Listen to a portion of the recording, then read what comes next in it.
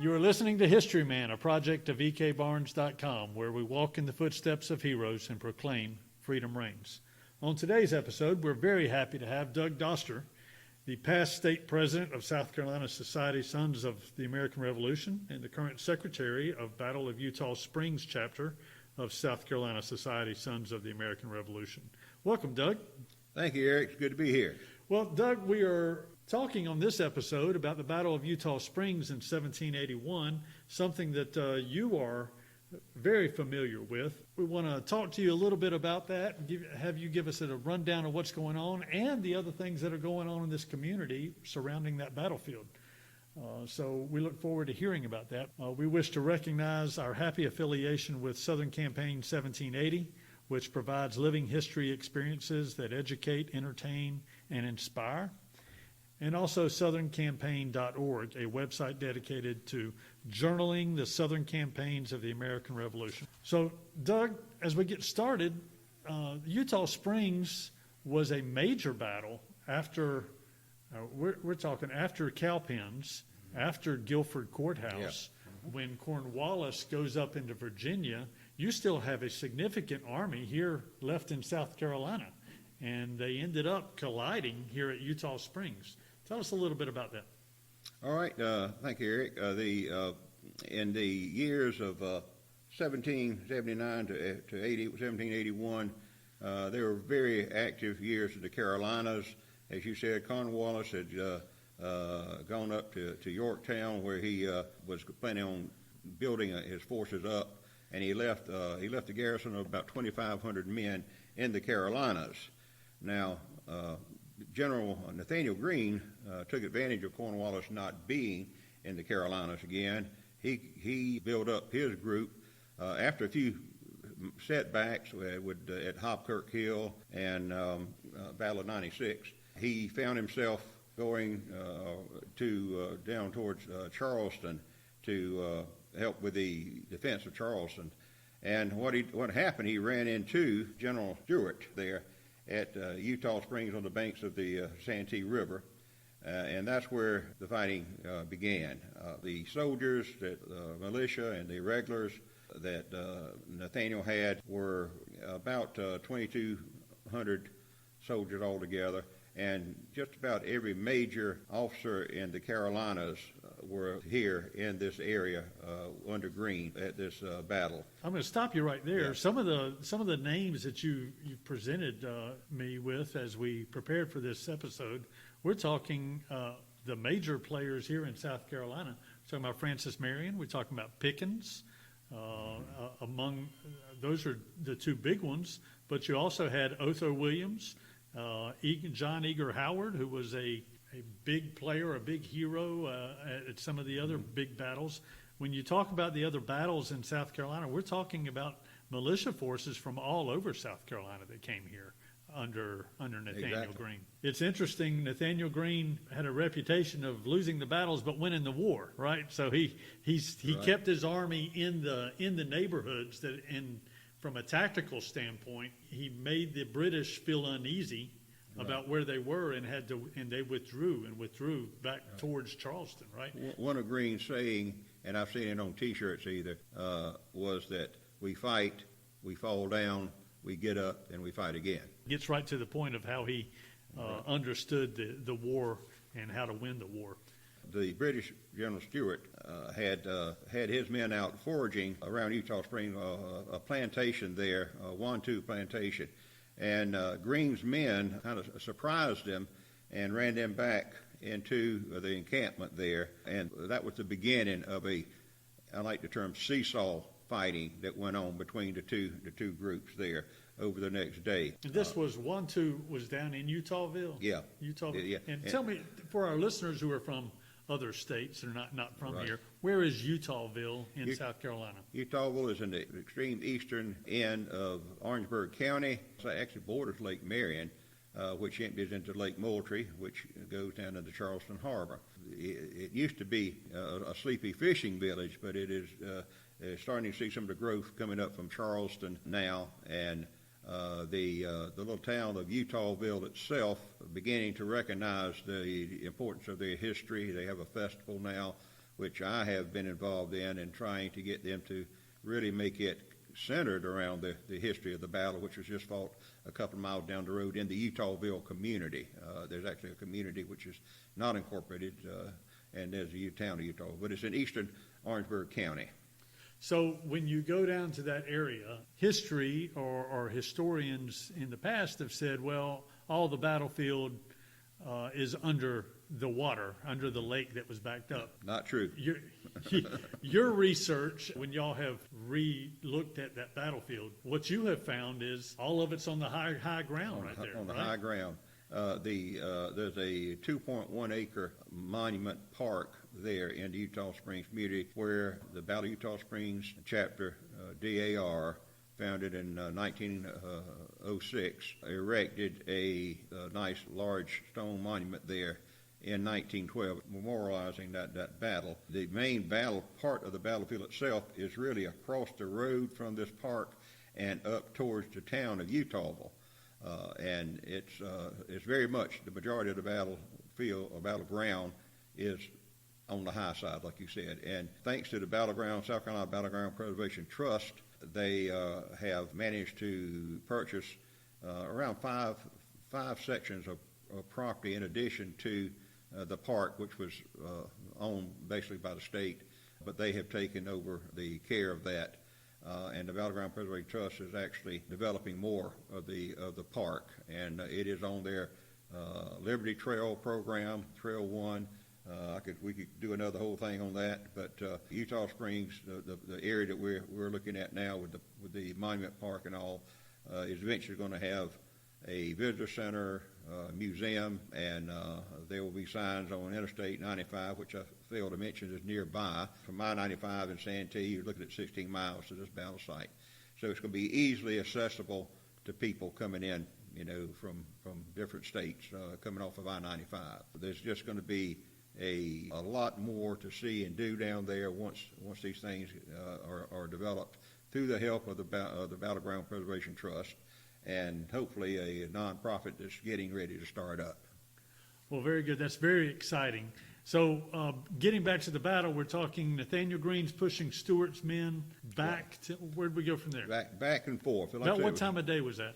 This was in the morning of September 8th, 1781. Some of the fighting started at 4 a.m. in the morning, and it went on and off all day long. A very bloody, long-lasting battle. The Patriot side actually overran the camps of the British briefly, and they got there. The story is the British had left their breakfast still cooking when they retreated, and the soldiers were eagerly eating up their breakfast, and then the British came back.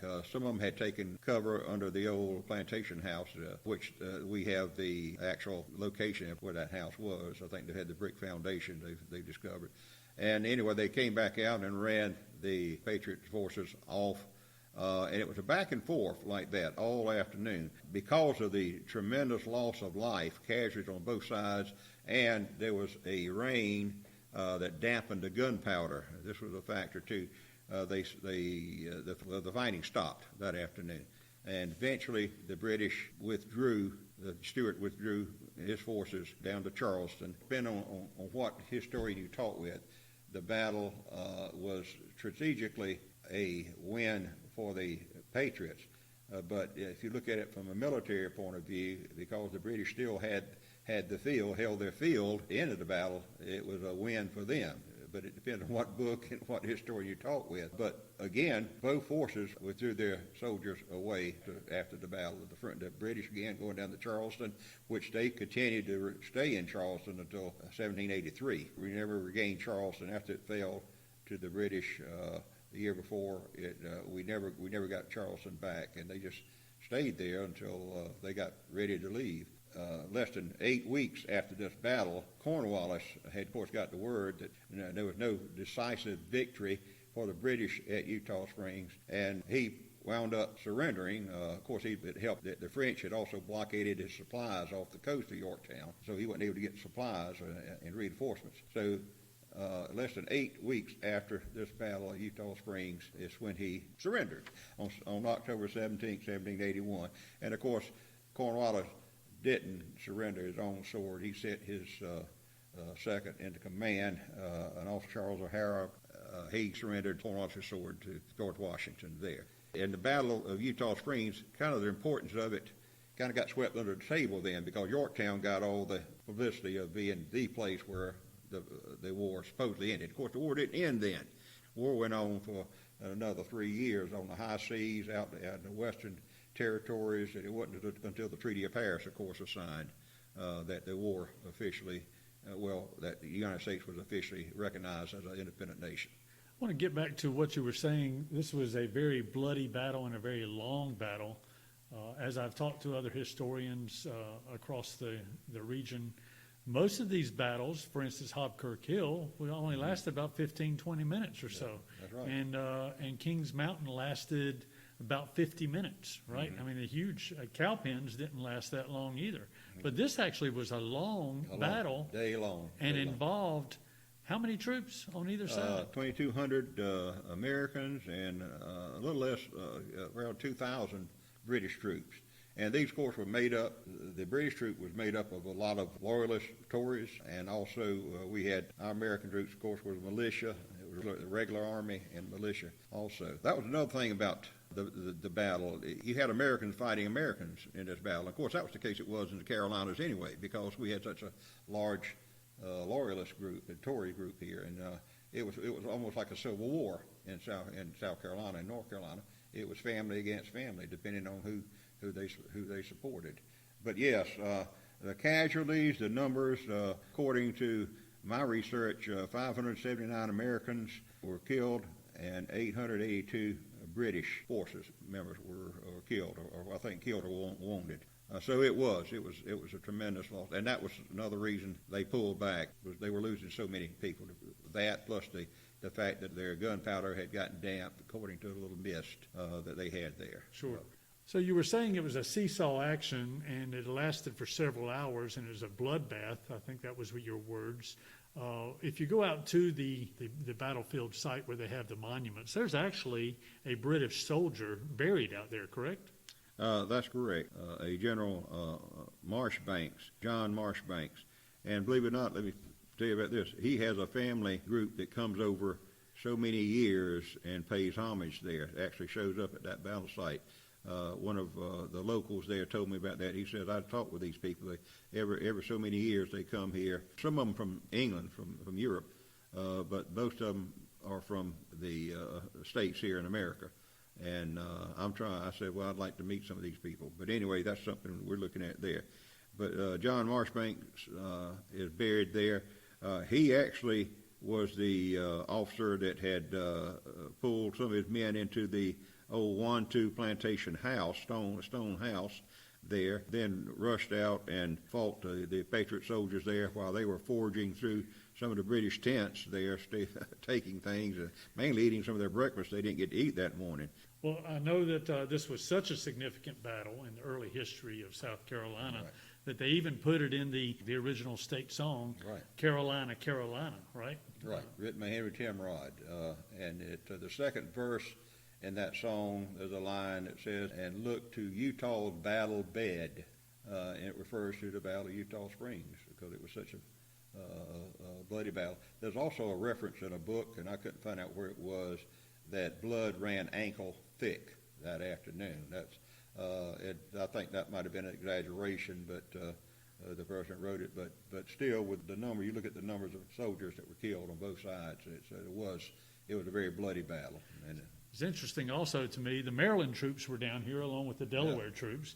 The Maryland troops were big fighters, both Maryland and Delaware. They were fighting all over South Carolina. Right. They were at both battles of Camden and beyond. If you go to the Camden Yards at Oriole Stadium there in Maryland, right, you will find a street called Eutaw Street, exactly, and it's named Camden Yards. These are South Carolina references because Maryland played such a big role in the history of this state. Yeah. So tell me a little bit about some of the things you have going on there. You have an annual event down here every Labor Day in reference to right. this It usually battle. falls on Labor Day, yes. Our Battle of Eutaw Springs chapter, the South Carolina Society, Sons of the American Revolution, of course, the Battle of Eutaw Springs is our namesake, and every chapter of the SAR adopts a battlefield, battle site, and of course ours naturally is Battle of Eutaw Springs. We do a commemoration of that battle, which was fought September 8, 1781. We try to have the battle on the Saturday closest to the date, and that usually falls on Labor Day weekend, as it does this coming year. We actually start on a Friday night with a dinner, and we have a speaker, usually an author of some book, certainly a keynote speaker who presents a program for us, and then we have a nice meal there in Santee's at their historic restaurant. Goes back to the 40s. We do that on Friday night because we have people coming in from all over the country now. This is an recognized annual event on the DAR and SAR and DAR calendars of recognized annual events. But the main program is Saturday, where we have a patriotic service at the historic church of the Epiphany, a beautiful Episcopalian church there in Eutawville, historic church. And we have a speaker. We recognize all our DAR, SAR, Children's Society, SAR, and any other genealogical or historic society that's present. And we do, of course, color guard there, and it's about a 45-minute service. And then we leave there and go down the road on Highway 6, another two miles to the Eutaw Springs community and the Battle Monument site. And we do a wreath laying ceremony there, make some brief addresses, and we call out the chapters that have of the DAR, SAR, CAR, and whoever else. And some individual families actually present a wreath in honor of the ancestors that fought there. So we call those names out, and they come up and lay a wreath, or usually we have the wreath set up beforehand for a time, because that time of year in South Carolina, as you know, could be muggy, buggy, and you don't want to stay out there and hot in September, as it was at that year of the battle, 1781. And make reference to the heat there. So we do the wreath laying ceremony there. Then, and something that I think draws a lot of people down, we have a world-class South Carolina historic barbecue place about 20 miles from there that everybody goes, and they reserve the party room there for people who want to come and eat good low country barbecue.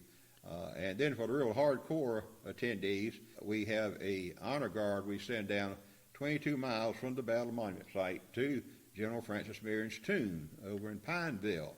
And we do an honor representation at his tomb there. And of course, a lot of people, they come that far to Eutawville, and here's the Swamp Fox's tomb, just another 22 miles down the road. So we go down and do an honor guard there that afternoon. So it's a big thing. It is a big thing, and there's growing interest every year. I've seen the ceremony has grown in its prominence and its attendance over the last few years. And we got hit with COVID one year, but we still had it because most of it was outside. We had everything outside, but the attendance is increasing every year. Doug, how do people reach you? How do they reach the Eutawville battle site? Is there a way they can reach you? They can go on the state South Carolina Society website.